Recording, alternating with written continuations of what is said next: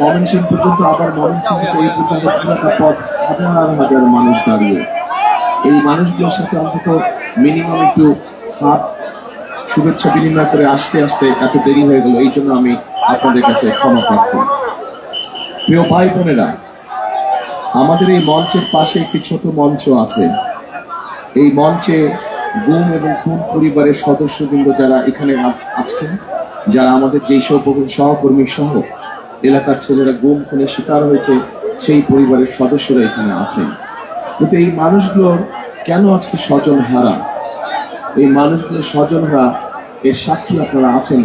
আপনার এই এলাকার এখানে উপস্থিত প্রত্যেকটি মানুষ সাক্ষী যে কেন তারা জানেন। আপনারা বিগত 16-17 বছর ধরে বাংলাদেশের মানুষের রাজনৈতিক অধিকার, কথা বলার অধিকার, তাদের স্বাধীনতা, সব রকমের অধিকারকে কেড়ে নেওয়া হয়েছিল এবং সেই অধিকারের পক্ষে কথা বলতে গিয়েই এই মানুষগুলো তাদের স্বজনদেরকে হারিয়েছে। প্রিয় ভাই বোনেরা, 2024 সালের যে জুলাই অভ্যুত্থান, যে 5ই আগস্ট ঘটেছিল, এই উত্তরার মানুষ সেটিকে সফল করেছিল অনেকাংশে। এই যে 5ই আগস্টের ছাত্র জনতার আন্দোলন, এখানে উত্তরার অধিবাসীদের বিশাল একটি অবদান রয়েছে। ইনশাআল্লাহ সেই অবদানের কথা আগামী দিনের ইতিহাসে সোনার অক্ষরে লেখা থাকবে। প্রিয় ভাই বোনেরা, 5ই আগস্ট দেশে একটি পরিবর্তন এসেছে।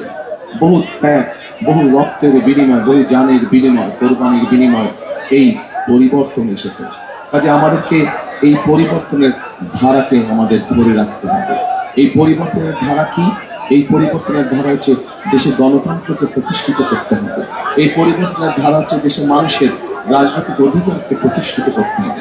এই পরিবর্তনের ধারা হচ্ছে দেশে মানুষের কথা বলার অধিকারকে রক্ষা করতে হবে। এই পরিবর্তনের ধারা হচ্ছে দেশের মানুষের ভোটের অধিকারকে শক্ত ভিত্তির উপর স্থাপন করতে হবে, যাতে করে আগামী দিন আর কোনো স্বৈরাচার এসে এই দেশের মানুষের রাজনৈতিক অধিকার সহ অন্য সকল নাগরিক অধিকার কেড়ে নিতে না পারে। এবং এই দায়িত্ব উত্তরার মানুষ সহ সারা বাংলাদেশের গণতন্ত্রকে নিয়ে মানুষ যদি সজাগ থাকে, তাহলে আমাদের কাছ থেকে এই অধিকার কেউ কেড়ে নিতে পারবে না। প্রিয় ভাই বোনেরা, আজ রাত অনেক হয়েছে, অনেক গত 7-8 ঘন্টা ধরে এখানে অপেক্ষা করছেন আমার অপেক্ষা।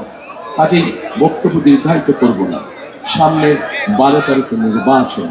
এই নির্বাচনে স্বাভাবিকভাবে আমরা নির্বাচনের সময় দেখছি যে একদল আরেক দল সম্পর্কে বিভিন্ন রকম কথাবার্তা বলছে।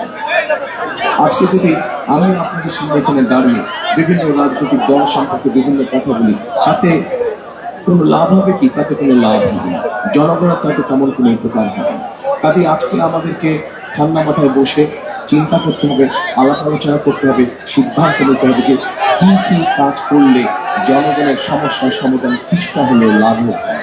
উত্তরার মানুষের সমস্যার সমাধান, ঢাকা মহানগরীর মানুষের সমস্যার সমাধান সহ সমগ্র বাংলাদেশের খেটে খাওয়া মানুষের সমস্যার সমাধান একটু হলেও কিভাবে লাঘব করা সম্ভব হয়, সেই বিষয়গুলো নিয়ে আমাদের পরিকল্পনা করতে হবে, সেই বিষয়গুলো নিয়ে আমাদেরকে চিন্তা ভাবনা করতে হবে এবং সেই বিষয়গুলো আমাদেরকে বাস্তবায়নের কাজ করতে হবে। সেই বিষয়গুলো নিয়ে আমাদেরকে কাজ করতে হবে। প্রিয় ভাই বোনেরা, আমি জানি এই এলাকার মানুষের কিছু সমস্যা, এর মধ্যে আমরা খোঁজ খবর পেয়েছি যে এই এলাকার মানুষের কি সমস্যা।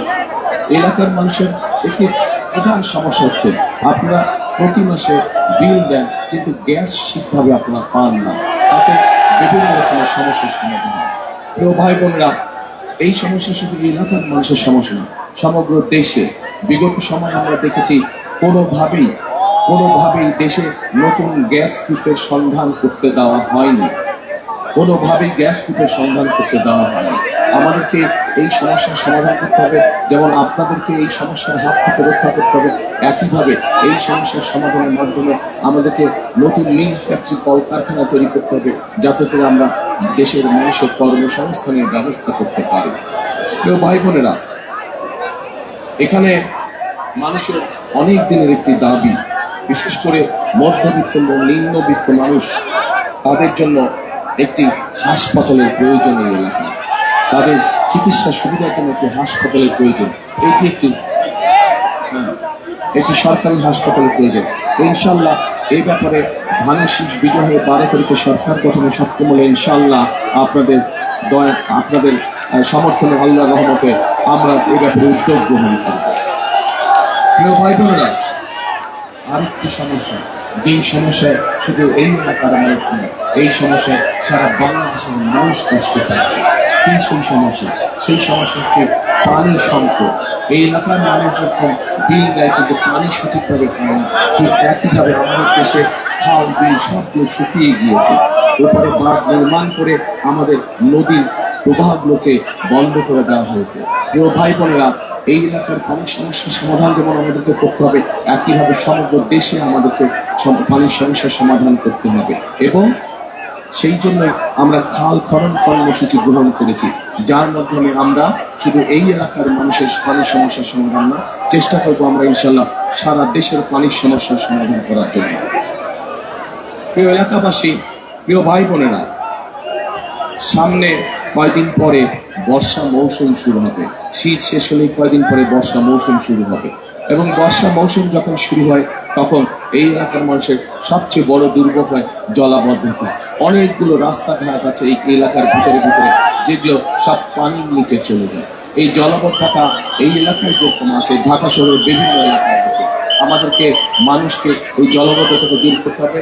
ইনশাল্লাহ আগামী 12 তারিখে বিএনপি সরকার গঠন করলে, এখান থেকে ধানের শীষকে আপনারা বিজয় করে নিয়ে আসলে, বিএনপি সরকার গঠন করলে জলাবদ্ধতার সমস্যার সমাধান সবচাইতে আগে ইনশাল্লাহ, যাতে মানুষের অন্তত চলাফেরাটা সঠিকভাবে করতে পারে মানুষ।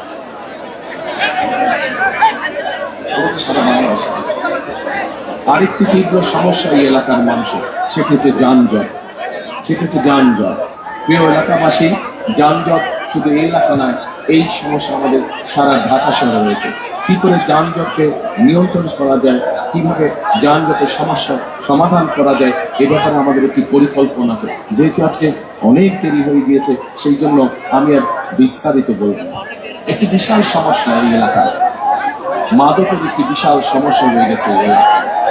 এবং ভাই বোনেরা, এই সমস্যাটা একটি ভয়ঙ্কর একটি সমস্যা, যেই সমস্যার ফলে অনেক পরিবার ধ্বংস হয়ে যায়, অনেক পরিবার ধ্বংস হয়ে গিয়েছে, অনেক পরিবার ধ্বংস হয়ে যাচ্ছে। আমাদেরকে যে কোনো মূল্যে, যে কোনো প্রকারে এই সমস্যার আমাদেরকে সমাধান করতে হবে। এই সমস্যা থেকে এলাকাবাসী সহ দেশের মানুষকে আমাদের বের করে নিয়ে আসতে হবে। আরেকটি বিশাল সমস্যা আছে এই এলাকার, যেরকম একটি সমস্যা একইভাবে সারা বাংলাদেশে, অর্থাৎ লক্ষ লক্ষ শিক্ষিত, অল্প শিক্ষিত, অর্ধ শিক্ষিত, যাই হোক না কেন, তরুণ আছে, যুবক আছে, যাদের কর্মসংস্থান নেই। আমাদেরকে তাদের কর্মসংস্থানের ব্যবস্থা করতে হবে। আমরা যদি আমার তরুণদের জন্য, যুবকদের জন্য আজ কর্মসংস্থানের ব্যবস্থা করতে পারি, ধীরে ধীরে আমরা একটি আমাদের প্রত্যাশিত বাংলাদেশ গড়ে তুলতে পারবো। প্রিয় ভাই বোনেরা, কাজ অনেক আছে। বিগত 16 বছর, 17 বছর আমরা শুধু বড় বড় গল্প শুনেছি, কিন্তু মানুষের সমস্যার কোনো সমাধান আমরা দেখিনি। আমাদের সামনে অনেক কাজ, বাংলাদেশের সামনে অনেকগুলো চ্যালেঞ্জ আছে। আমরা যদি সকলে ঐক্যবদ্ধ থাকি, আমরা যদি আমাদের গণতন্ত্রকে সুসংহত করতে পারি, তাহলে আমরা ধীরে ধীরে বাংলাদেশের এই সমস্যাগুলোকে কাটিয়ে উঠতে পারবো। কিন্তু সেখানে আপনাদেরকে, জনগণকে, যেভাবে উত্তরার মানুষ জুলাই আন্দোলনকে সফল করেছিলেন, ঠিক এই একইভাবে যদি এই বাংলাদেশের মানুষ, গণতন্ত্রের মানুষ, উত্তরার মানুষ যদি আপনারা সকলে ঐক্যবদ্ধ থাকেন, একত্রিত থাকেন, গণতন্ত্রের পক্ষে থাকেন, ইনশাল্লাহ আমরা ধীরে ধীরে বাংলাদেশকে এই সকল সমস্যা থেকে বের করে নিয়ে আসতে সক্ষম হব। প্রিয় ভাই বোনেরা, কিন্তু আমি যেই কাজগুলো আপনাদের জন্য করতে চাইছি, এই এলাকার মানুষ সহ দেশের মানুষের জন্য আমি করতে চাইছি, এই কাজগুলো করতে হলে আপনাদের সমর্থন প্রয়োজন। আপনাদের সমর্থন ছাড়া আমরা এই কাজগুলো করতে পারবো না। এই যেই কাজগুলো আমরা করতে চাইছি, যেই পরিকল্পনা আমরা নিয়েছি, আপনারা কি মনে করেন এই কাজগুলো আমরা যদি করতে সক্ষম হই, আপনাদের সমস্যার সমাধান কিছুটা হলেও হবে? আপনাদের কি এটা মনে করেন আপনারা সমস্যা? তাহলে প্রিয় ভাই বোনেরা, প্রিয় এলাকাবাসী, আপনাদের সমর্থন দরকার। আপনাদের সমর্থন ছাড়া কিন্তু আমরা করতে পারবো না। এবং আপনাদের সমর্থন হচ্ছে ধানের শীষকে বিজয়ী করতে হবে। ধানের শীষকে বিজয়ী করতে পারলে আমাদের হাত শক্তিশালী হবে। আমাদের হাত শক্তিশালী হলে ইনশাআল্লাহ আমরা এলাকার সমস্যার সমাধানগুলো করতে সক্ষম হব। আগামী 12 তারিখে নির্বাচন, যেই নির্বাচন ছিল, যেই অধিকার বহু কষ্টের বিনিময় এই দেশের মানুষ অর্জন করেছে। প্রিয় সহকর্মীবৃন্দ, প্রিয় এলাকাবাসী ভাই বোনেরা, এই অধিকারের বিরুদ্ধে একটি পক্ষ আগেও যেমন ষড়যন্ত্র করেছিল, অধিকারকে কেড়ে নিয়ে গিয়েছিল, ঠিক এখনো কেউ কেউ এর বিরুদ্ধে আবার ষড়যন্ত্র শুরু করেছে। একটু আগে আমি বলেছি, আপনারা যদি সকলে আমাদেরকে সমর্থন দেন তাহলে যে কোনো ষড়যন্ত্রকে আমরা ছিন্ন করে বেরিয়ে আসতে পারবো। আপনারা যদি সমর্থন দেন তাহলে যে কোনো ষড়যন্ত্রের বেড়াজাল থেকে আমরা বাংলাদেশকে বের করে নিয়ে আসতে পারবো। সেজন্যই প্রিয় ভাই বোনেরা, আগামী 12 তারিখে আপনাদের একটি গুরুত্বপূর্ণ কাজ রয়েছে। এই দেশের মানুষের গণতান্ত্রিক অধিকারকে প্রতিষ্ঠিত করার জন্য, এই দেশের মানুষের প্রত্যাশিত আগামী দিনে প্রত্যাশিত বাংলাদেশকে গড়ে তোলার জন্য আপনাদের একটি গুরুত্বপূর্ণ ভূমিকা রয়েছে। এখন আমি যদি আপনাদের কাছে জানতে চাই কি সেই ভূমিকা আপনাদের যেটি পালন করতে হবে, বলবেন কি আপনারা? যে বুঝি না কিচ্ছু বোঝা যায় না, গানের শিষ্কে জয়যোগ করতে হবে।